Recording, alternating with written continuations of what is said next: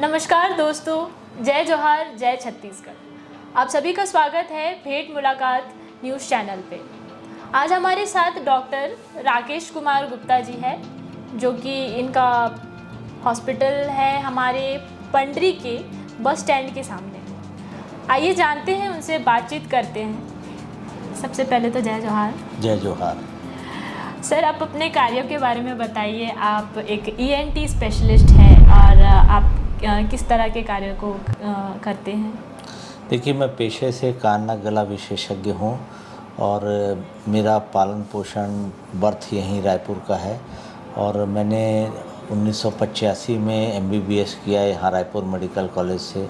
सितंबर 1989 में MS ENT की degree लेने के बाद मैं दिल्ली चला गया और 1992 से कान नाक गला विशेषज्ञ के रूप में यहाँ इसी स्थान पर प्रैक्टिस कर रहा हूँ। और पेशे से ईएनटी विशेषज्ञ होने के अलावा मेरी सामाजिक कार्यों में रुचि है।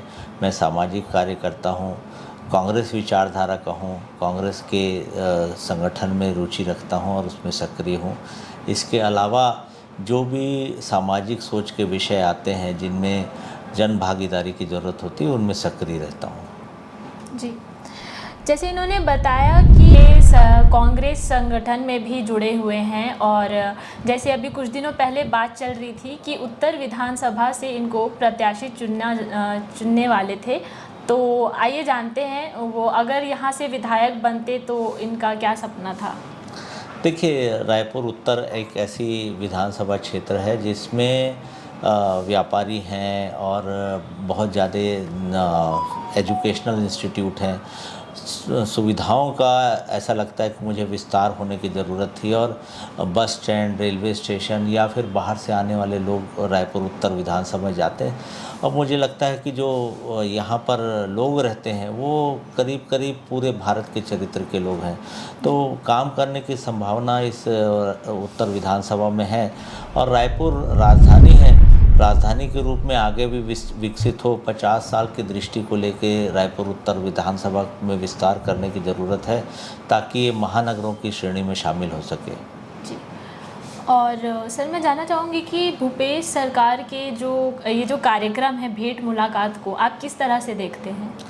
देखिए, कोई भी जनप्रतिनिधि चाहता है कि वो सीधा सीधा जनता से जुड़े और जनता के बीच जाकर उनके बारे में जाने, उनकी समस्याओं को सुने, और जो उसकी जिम्मेदारी है जनप्रतिनिधि के रूप में समस्याओं को हल करना और देश और प्रदेश को आगे लेके जाना। जिन वर्ग को सरकार की ज़रूरत होती है या जन योजनाओं की ज़रूरत, जन सामान्य तक पहुंचने की ज़रूरत होती है, तो जनप्रतिनिधि को लगातार लोगों के बीच जाना चाहिए, उनके बारे में सुनना चाहिए। उन लोगों को क्या ज़रूरत है, वे क्या सोचते हैं सरकार के बारे में या जनप्रतिनिधि के बारे में, सरकार को और प्रशासन को कैसे सामंजस्य बैठाकर आगे काम करना चाहिए या योजनाओं को धरातल पर लाना चाहिए, वो मुझे लगता है मुख्यमंत्री जी का मुख्य उद्देश्य है भेंट मुलाकात का। और जिस प्रकार से सीधा संवाद होता है जनप्रतिनिधियों और अधिकारियों की उपस्थिति में, मुझे लगता है कि करीब करीब एक आदर्श स्थिति है जो एक मुखिया को जन सामान्य से जोड़ता है। और मुझे लगता है कि ये आगे आने वाले देश में छत्तीसगढ़ मॉडल के रूप में होगा, जब अलग अलग समाज के वर्गों से मिलते हैं, आम जनता से मिलते हैं और प्रत्याशी या फिर जो जनप्रतिनिधि उनके बारे में सीधी जानकारी लेते हैं। जी बिल्कुल। और जैसा कि सर ने बताया कि भेंट मुलाकात में अलग अलग वर्ग से लोग जुड़ते हैं और अलग अलग विकास कार्यों के बारे में पता चलता है। तो सर, मैं यहाँ की जनता जानना चाहती है कि छत्तीसगढ़ में जो भूपेश सरकार ने स्वास्थ्य संबंधित योजनाएं जो बनाई हैं, उनको आप किस तरह से देखते हैं, उन पे आप क्या कहना चाहेंगे? देखिए, सबसे पहली जिम्मेदारी सरकार की होती है जो सरकारी क्षेत्र के अस्पताल हैं उनको मजबूत करना, और जो स्वास्थ्य सेवाएं हैं सरकार की तरफ से योजनाओं में लाई जा रही हैं उनको जन सामान्य तक पहुंचाना। मुझे लगता है कि छत्तीसगढ़ की भूपेश बघेल सरकार पिछले 5 सालों में इसमें सफल हुई है। और जो मेडिकल कॉलेज हैं या जिला अस्पताल हैं या पैरामेडिकल संस्थान हैं, उनकी पहुंच जन सामान्य तक होनी चाहिए। ये करीब करीब सफलता की ओर मुझे लगता है कि एक छत्तीसगढ़ का स्वास्थ्य मॉडल है। जहाँ तक स्वास्थ्य के क्षेत्र में और काम करने की ज़रूरत है, मुझे लगता है कि जो योजनाएं हैं वो सुदूर अंचल के क्षेत्रों में सब तक पहुँचें और उनका लाभ त्वरित मिल सके, इसके लिए काम करने की ज़रूरत है। मुझे लगता है आने वाले 5 साल में इसमें भी हम लोग सफल होंगे। जी, तो जैसा इन्होंने बताया कि और विकास कार्यों की ज़रूरत है, जैसे अभी अस्पतालों को और मजबूत करने की ज़रूरत है। और सर, आप राजनीति में कब से जुड़े हुए हैं? देखिए, मैं मेडिकल कॉलेज रायपुर का निर्वाचित छात्र संघ अध्यक्ष रहा और सन 1984 से मैं कांग्रेस की विचारधारा से जुड़ा हुआ हूँ।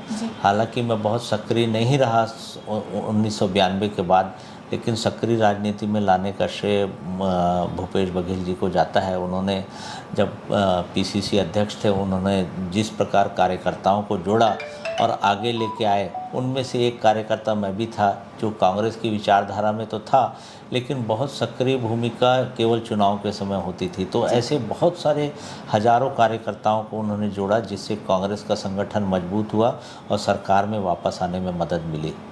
जी, और जैसे कि हम जानते हैं ये पेशे से एक डॉक्टर है, और जैसे कि सर आप एक पेशे से डॉक्टर हैं, तो हम जानना चाहेंगे कि डॉक्टर से राजनीति में रुचि आपको किस तरह से आई?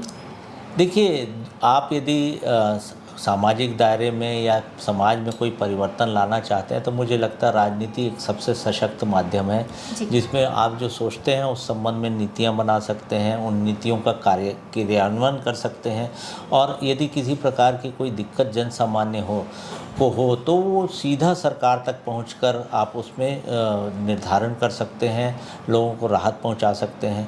मुझे लगता है कि सरकार में और किसी राजनीतिक पार्टी में जब तक आपकी सक्रिय भूमिका नहीं होगी, आप समाज में परिवर्तन बहुत जल्दी नहीं ला सकते, अन्यथा सड़क की लड़ाई आप लड़ते रह जाएंगे।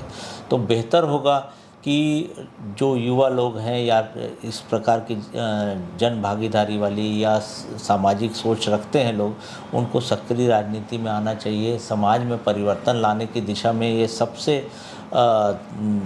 मुझे लगता है कि इफ़ेक्टिव टूल है। और यदि आप चाहते हैं कि समाज में लगातार सकारात्मक परिवर्तन आए, तो समाज के हर वर्ग को राजनीति में भाग लेना चाहिए। जैसा कि हम जानते हैं कि सर छत्तीसगढ़ चिकित्सा प्रकोष्ठ में अध्यक्ष भी रह चुके हैं, तो हम चाहेंगे कि आने वाले समय में सर को, मेरी शुभकामनाएं सर के साथ है कि आने वाले समय में सर इससे ऊपर और पद पे जाए।